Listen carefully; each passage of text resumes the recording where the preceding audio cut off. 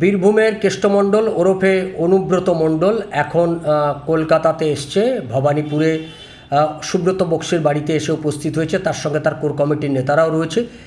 21শে জুলাই সমাবেশকে কেন্দ্র করে এই সভা ডাকা হয়েছে বলে এটা জানানো হচ্ছে দলের তরফে। আসলে বীরভূম জেলাতে যে গোলমাল বেঁধেছে দলের মধ্যে কেষ্ট ভার্সেস কাজল, সেই ব্যাপারেই সুব্রত বক্সি বৈঠক ডেকেছে, কোর কমিটিকে ডেকেছে এবং কোর কমিটির সুব্রত বক্সির দায়িত্ব কোর কমিটি এই গোটা বিষয়টা আলোচনা করে তাদের মধ্যে যে সমস্যা আছে সেই সমস্যা মিটিয়ে দিয়ে গোটা দলের ঐক্যকে শক্তিশালী করে 21শে জুলাই বীরভূম জেলা থেকে লোক নিয়ে আসতে হবে। কারণ মমতা ব্যানার্জি এটা জানে যে বীরভূম জেলাতে অনুব্রত মণ্ডলকে বাদ দিয়ে সে যদি এবারে বিধানসভা নির্বাচনে লড়াই করতে যায় তাহলে তার বিরাট বিপদ হতে পারে। ফলে অনুব্রত মণ্ডলকে ধরি মাছ না ছুঁই পানি এরকম একটা কায়দায় অনুব্রত মণ্ডলকে 2026-এর বিধানসভা নির্বাচনে ব্যবহার করে নিতে হবে। তারপরে অনুব্রত মণ্ডলের ডালপালা ছেটে দিতে হবে।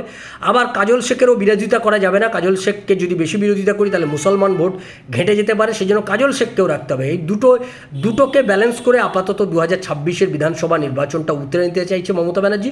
2026-এর পর মমতা ব্যানার্জির মূল প্ল্যান যেটা, কাজল আর অনুব্রত দুটোকে বাদ দিয়ে নতুন আর একজনকে এই জেলা থেকে তুলে নিয়ে আসা হবে।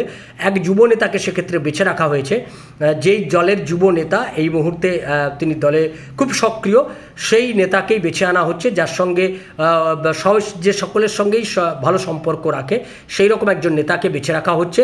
2026-এর পর সেই নেতাকে বীরভূমে দায়িত্ব দিয়ে দেওয়া হবে।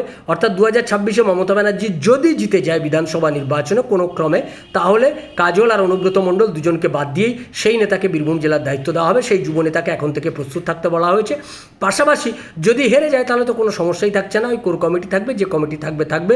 হেরে যাওয়ার পর তৃণমূল কংগ্রেসকে আগামী বছর 10 তো আর খুঁজে পাওয়া যাবে না, ফলে তাদেরকে নিয়ে নতুন করে তখন আর ভাবনা চিন্তা করারও কোনো প্রয়োজন থাকবে না।